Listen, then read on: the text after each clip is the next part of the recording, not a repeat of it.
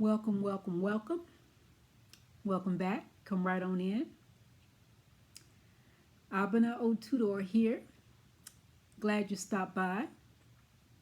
You have stopped by the channel of transformation for Black women, transformation through healthy living. Yes. Today's topic is something that made me ponder, and it's something that's very necessary if you're going to make any transformations in your life. So, the topic for today is forgive so you can live. Because that's truly where the transformations come. It's in forgiving self, forgiving others, forgiving what happened 10, 20 years ago, even yesterday, right? I want to refer you to a video. It's a short, but it's a very good one. It's called Forgiveness is spelled f.r.e.e.d.o.m. That is, forgiveness is spelled freedom.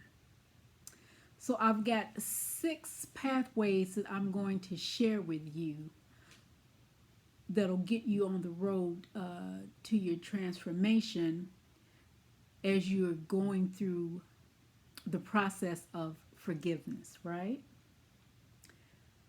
Please like, subscribe, share, and definitely comment on this channel. This channel is hand designed for Black women 30 and above that want to transform their lives through healthy living. I am a vegan and plant-based lifestyle coach, and I am here to help you transform. Of course, health and wellness is my thing, but definitely we can talk with you and more in depth and in person. If you so desire, you can get on my calendar. I'll leave that in the description box, okay? So let's get started. Dr. King once said that forgiveness is not an occasional act, it's an attitude, right? It's an attitude. So, number one, I want you to practice self forgiveness. Why? That's the basis for forgiveness. If you can't forgive yourself for the wrong things that you said, did, how are you going to forgive someone else? So, in order to forgive yourself and have that self forgiveness, you're going to have some compassion. That means you're going to have to treat yourself with some loving, tender loving care, right? And I do talk about this. I have some videos, I'll put those in the descriptions as well, that talk about what self-love and self-care really look like. Okay, but remember that compassion piece towards yourself, being good to yourself and kind and gentle. Number 2, we want to talk about you being in a mindset to acknowledge and express your feelings about what the wrong was, who did it, how they did it, what was said, what wasn't said.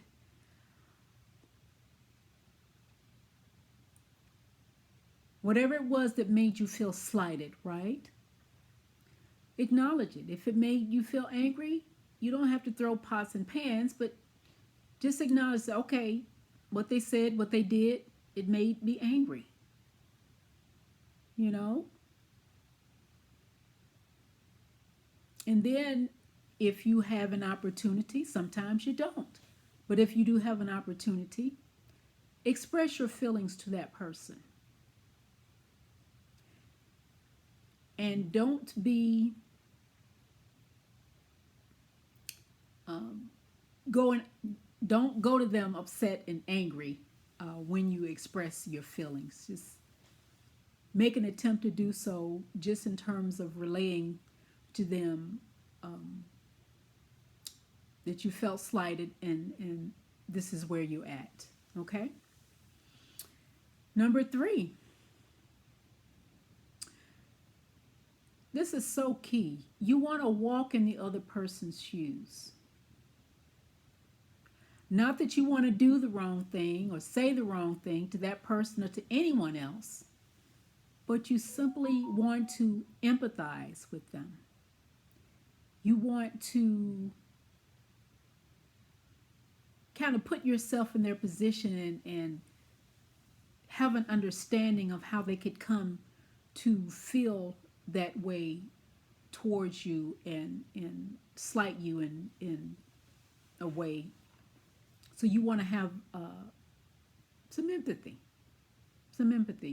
when dealing with a person, because that's the way that you can walk closer in the path of forgiveness. Number 4, you want to set boundaries. No, you don't want to put up a wall. And please, please, please, don't ever go for that, fall for the okie doke.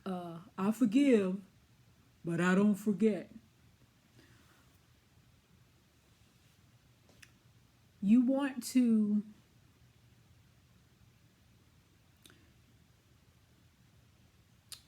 always be in awareness, right?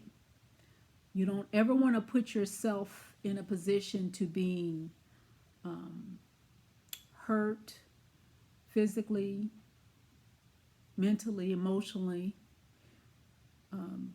Definitely not put yourself in any type of harm's way, right? So you want to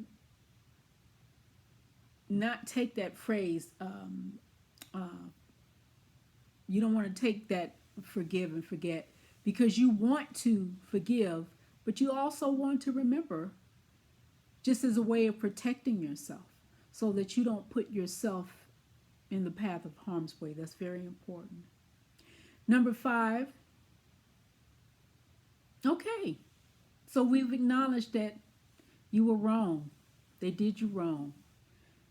It could have been intentional.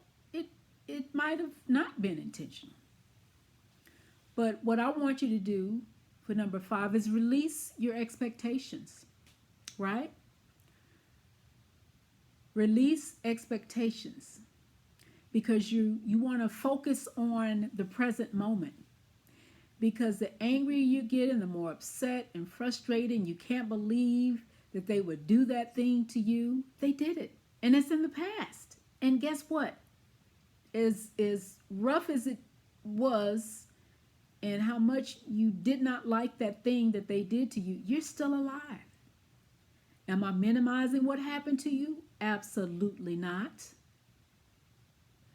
But if you keep allowing it to fester and you keep reliving it and remembering it, guess what? You're experiencing that unforgivable thing over and over and over and over again. You don't want to do that. You do not want to do that, because those set up tenseness. It sets up stress in your body. That's going to produce cortisol in your body, and you're going to release that every time you think about that. You're going to be stressed out, and stress kills. You know, you're setting up a chemical imbalance in your body that if you keep thinking about that thing over and over again, you're going to make yourself sick, and you don't want that. You know, so whether it's, yesterday or 20 years ago, release your expectations that that person is going to apologize or do you a favor, become Mr. or Miss Good Guy. Just release your expectations. You've shared, if you can, how you felt about the situation, and you move on. They may or may not apologize. But remember, you have to move on and you have to be in the present and continue to love on you. And lastly, number 6, if you find that this thing that was done to you was so awful and so seemingly unforgiving, get some outside help. Talk to your bestie. Talk to a family member. Talk to a person that you trust, that holds your confidence. Even talk to a therapist. Talk to a coach like myself. But talk to someone that can point you in the direction of forgiveness.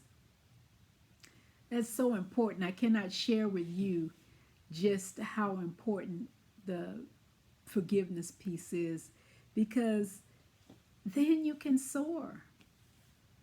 Then you can soar. You're on a path now. You're not holding on to stuff.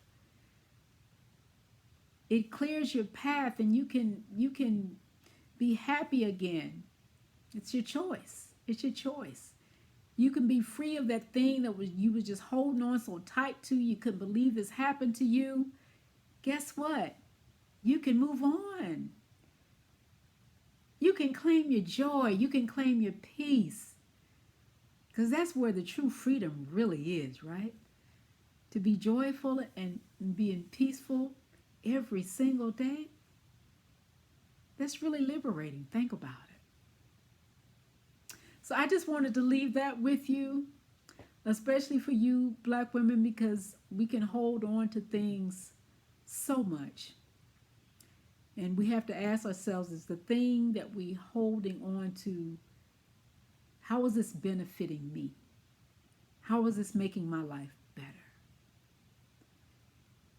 I don't know about you, but I want to live a full, productive, powerful, transformative life. So I don't have the luxury of holding on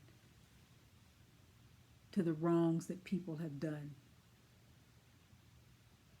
I want to move. I want to grow. I want to transform. Will you join me? Come on and join me in the transformational journey. I've got some very, very good things coming up before March lets out.